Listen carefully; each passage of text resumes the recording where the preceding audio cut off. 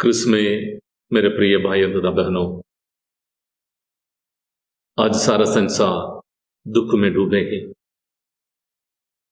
Covid महामारी के कारण सही लोगों में, उनके परिवार में दुख मंडा रहे हैं। उनके जीवन में शांति नहीं, मुश्किल से अपना जीवन बिता रहे हैं।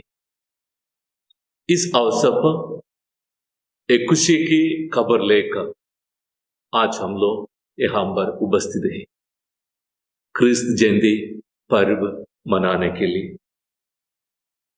मित्रों, यही है वो दिन जिसके द्वारा मानव जाति को एक नई पहचान मिली, जिसके द्वारा निराश में रहने वाले लोगों को आशा की किरण मिली, अशांति में रहने वालों को शांति मिली। यह है क्रिसमस, क्रिस्त जयंती। आप सभी को इस पर्व की ढेर सारी शुभकामनाएं। आदिम माता पिता के पाप के कारण उन्हें एदन वाटिका से बाहर कर दिया। जैसे वह धरती पर काम करते हुए अपने जीवन बढ़ाए, अपने संतान उत्पन्न करते हुए लोग बढ़ते गए, उसी प्रकार दुनिया में पाप भी बढ़ने लगे। पिता परमेश्वर ने कई नबियों को इस धरती पर भेजा ताकि लोग उन्हें सुने, उन्हें उनके वाणी के अनुसार अपने जीवन में बदलाव लाए। लेकिन इन्हें भी वो लोग नहीं सुने, पाप बढ़ते गए। यीशु ने सोचा, अब मैं अपने इकलौते पुत्र ईसा मसीह को इस धरती पर भेजूंगा। उस घटना को आज हम याद कर रहे हैं। यही है क्रिसमस, यही है प्रभु यीशु मसीह का जन्मदिन।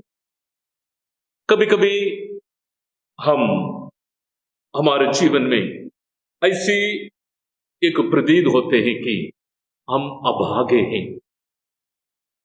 पुराने समय यीशु ने खुद लोगों को आह्वान दिया या नबियों को भेजकर ईश्वरीय वाणी उन्हें सुनाई दिया अपने जीवन के बारे में समझने के लिए। प्रभु यीशु के समय में भी लोगों को ईश्वर पुत्र को सुनने के लिए और समझने के लिए अवसर मिला।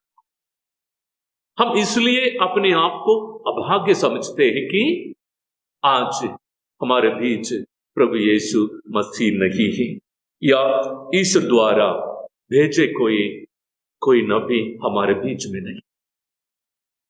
लेकिन इस सच्चाई को हमें स्वीकार करना चाहिए कि अवतार की प्रक्रिया अर्थात ईश्वर का मनुष्य बन जाना यीशु के साथ समाप्त नहीं होती।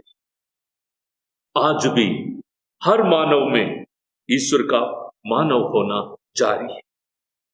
अगर यीशु में ईश्वर का पुत्र है, तो हम सब में भी ईश्वर का पुत्र या पुत्रियां हैं। अगर यीशु में ईश्वर इंसान बन गया, तो हम सब में भी ईश्वर मनुष्य बनकर आज उत्पन्न हो रहे हैं। जिस प्रकार प्रभु यीशु को लोगों ने तिरस्कार किया, उनके साथ अत्याचार किया, उनका अपमान किया, मित्रों, हम यानी उनके अनुयायियों के ऊपर भी ऐसे ही होंगे। जिस प्रकार प्रभु यीशु को सूली पर चढ़ाया था, उसी प्रकार हमें भी सूली पर चढ़ाया। लेकिन घबराना नहीं, हम सच्चे इस भक्त हैं। प्रभु ने खुद हमसे कहा है, अगर हरे लकड़ी के यही हालत है तो सूखी का क्या होगा। जब हम इतिहास देखते हैं तो पता चलते हैं कि कलीसिया की शुरुआत से ही इस धर्म को सताने के लिए बहुत सारे लोगों ने कोशिश किया। हम जानते हैं रोमन सम्राट नीरो, जब वह पूर्ण रूप से ईसाइयों को विरुद्ध काम किया, बहुत कुछ दुख भोगना पड़ा, और इनके बावजूद भी बढ़ते गए। एक दिन उसने नशे में आकर अपने हाथ में ग्लास लेकर उसके नीचे धरती पर पटक कर कहा, इस ग्लास के टुकड़े टुकड़े की तरह मैं ईसाई धर्म को उनके सर्वनाश करूंगा। लेकिन जितना अधिक उन्हें सताते गए उतने अधिक बढ़ते रहे। यही क्रिस्तीय धर्म का या प्रभु यीशु के शिष्य होने का महत्व। प्रिय मित्रों, हमें इस पर्व कहते हैं कि आशा के साथ, आत्मविश्वास के साथ हमें अपना जीवन बिताना है। कुछ दिन पहले व्हाट्सएप में एक कहानी आई थी। यूरोप के कड़े ठंड में एक व्यक्ति भीख मांगकर अपना जीवन यापन कर रहे। एक दिन उन्हें एक व्यक्ति मिले जो उन्हें देखकर आश्चर्य हो गए, क्योंकि इतने कड़े ठंड होने के बाद भी बिना गर्म कपड़े के वह घूम रहे हैं एक पल की भोजन के लिए। उनसे बातें की और उनसे कहा, देखो तुम यही ठहरो, मैं तुम्हारे लिए गर्म कपड़े लेके आऊंगा। और उनसे कहा का वो आदमी चला गया। जैसे ही वो घर में पहुंचते हैं, अपने काम के कारण इस बात को वो भूल जाते हैं। दूसरे दिन जब उसको पता चला कि कल मैंने किसी से वादा किया था कि तुम्हारे लिए मैं गर्म कपड़े लेके आऊंगा, वो सोचकर तुरंत ही अपने हाथ में कपड़ा लेकर उस आदमी को मिलने के लिए वो भागा। जैसे ही वो उस व्यक्ति के पास पहुंचे, उस आदमी को ऐसे बैठे हुआ पाया और उसके हाथ में एक छोटी सी चिट्ठी थी। उसमें लिखा था, अब तक मैं अपने जीवन को आगे बढ़ने के लिए, रखने के लिए कोशिश कर रहा था। कल मुझे सांत्वना मिली, ऐसी आगे बढ़ने की जरूरत नहीं, सब कुछ मिल जाएगा। मैंने अपना विश्वास उस व्यक्ति पर छोड़ दिया। जी हां प्रिय भाई बहनों, आज की स्थिति में हमारे जीवन में भी ऐसे ही होते हैं। हम सोचते हैं कि हम चल सकेंगे, सब कुछ ईश्वर करके देंगे, लेकिन एक बात अवश्य याद रखना है, ईश्वर हमारे लिए एक लक्ष्य बनाया है। उस लक्ष्य को पूर्ति करने के लिए हमें कोई भी घटना, कोई भी स्थिति बाधक नहीं होना है, उसको पार करना है। कभी कभी आज के समय को देखते हुए हमारे मन में ये भावना आते हैं, इस कोरोना के कारण हम कुछ नहीं कर पाते। ये सोच गलत है मित्रों। ये अवसर है हमारे लिए अपने प्रतिभा को दिखाने के लिए, और जो कुछ मौका ईश्वर ने हमें प्रदान किया है उसके अनुसार ईश्वरीय संदेश को फैलाने के। अब शायद आप लोगों को मालूम होगा मारिया टेरेसा और मारिया अमारिस्टा के बारे में। कहानी ईरान के ही 2009 में इन दोनों के बारे में कई न्यूज़पेपर में इसके बारे में बताया था। दोनों क्रिस्त विश्वास को अपनाया। एक दिन मारिया अमारिस्टा को उनके बहन द्वारा अनजाने में संत लूकस का सुसमाचार उनके हाथों में पड़ गए। जैसे ही वो सुसमाचार पढ़ने लगी, उनके जीवन में बहुत फर्क आ गई। तो इसका और ज्यादा जानकारी लेने के लिए वह टर्की चले गए। वहां मारिया टेरेसा के साथ उनकी मुलाकात होती है। दोनों में एक मुस्लिम परिवार के होने के कारण वह खुले में बात नहीं कर पा रहे। दोनों समझ ली किस प्रकार ईश्वर ने उन्हें चुन लिया है। दोनों वापस ईरान में आकर ईश्वरीय वचन को घोषणा करने लगे। करीब 20,000 बाइबल बांट लिए। जब अधिकारी लोगों को पता चला कि दोनों को पकड़कर जेल में बंदी बनाया और उन्हें मजबूर कर दिया विश्वास को तोड़ने के लिए।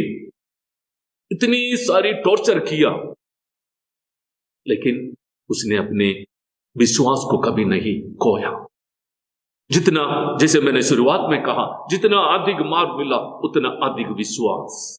इनके जीवन में भी ऐसे ही हुआ। लेकिन कुछ ही समय के अंदर पूरा वातावरण को बदल दिया।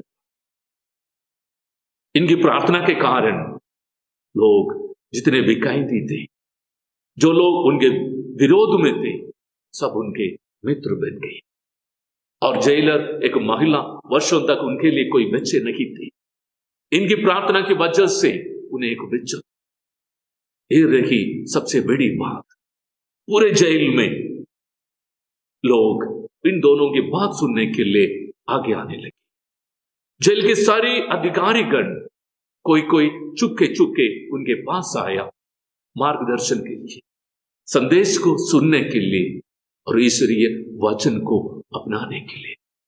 ऐसी समय आ गया, जेल के पूरे कैदीगण ईश्वरीय धर्म को अपनाने के लिए, ईसाई धर्म को अपनाने के लिए न सिर्फ कैदी, अधिकारीगण भी सामने आए प्रभु यीशु पर विश्वास करते हुए, इन दोनों लड़कियों की वजह से। प्रिय मित्रों, मरीसा कहते हैं हमने इस बंदी घर को ईश्वरीय आलय के रूप में बदल गया है। जी हाँ प्रिय मित्रों, जब आज हम लोग इस पर्व मनाते समय हमें भी इस बात को अपनाना है। अगर वे लोग उस बंदी गृह को, उस जेल को ईश्वरीय आलय के रूप में बदल दिया, तो जहां हम लोग वास करते हैं उस आलय को, उस घर को ईश्वरीय आलय, देवालय के रूप में बदलना है। हमें मालूम है हर साल चरनी बनाकर हम ईश्वरीय जन्मोत्सव मनाते हैं। हजारों गौशालों में हजारों बार यीशु जन्म लेते हैं, तो भी वह हमारे हृदय में जन्म नहीं लेते हैं, तो आज का दिन का, इस सेलिब्रेशन का कोई मतलब नहीं निकलते हैं। अमेरिका में एक रेस्टोरेंट में बहुत सारे सजावट किया गया था। इतनी सारी सजावट की, देखने वाले सब अचंभे में पड़ गए। उनसे पूछा कि आज क्या विशेषता है, इतनी सारी तैयारियां किस बात की है? तो एक लेडी सामने आए और उनसे कहा, आज मेरे बेटे के प्रथम जन्मदिन है, इसलिए मैं अपने रिश्तेदारों, अपने सहेलियों के साथ इस खुशी को मनाने के लिए यहां पर। पत्रकार ने चारों तरफ अपनी दृष्टि दौड़ाई और बच्चे को नहीं देखा। तो वह दूसरा प्रश्न उनके सामने रखा, लेकिन वो बच्चे कहां हैं जिनका जन्मदिन आज आप लोग मना रहे? उस लेडी ने उन्हें जवाब दिया कि आप चाहते हैं हमारी इस खुशी में वो कबाब की घाटी बने। जी हां प्रिय भाइयों तथा बहनों, बच्चे के बिना बच्चे के जन्मदिन मना रही है। शायद हमें अपने जीवन की ओर देखना है। हम भी उस महिलाओं के समान, उन लोगों के समान बिना बच्चे से बच्चे के जन्मदिन मना रहे हैं, यानी बिना यीशु से उस यीशु मसीह के जन्मदिन हम मनाते हैं या नहीं? आइए हम प्रभु को धन्यवाद दें, ईश्वर को धन्यवाद दें। ईश्वर ने हमें ऐसा मौका दिया है ईश्वरीय धर्म को अपनाते हुए एक सच्चा भक्त के रूप में क्रिस्त के लिए विश्वास रखकर, विश्वास के आधार पर अपना जीवन बिताना। आप सभी को पुनः क्रिस्त जयंती पर्व की ढेर सारी शुभकामनाएं। Happy Christmas, happy new year.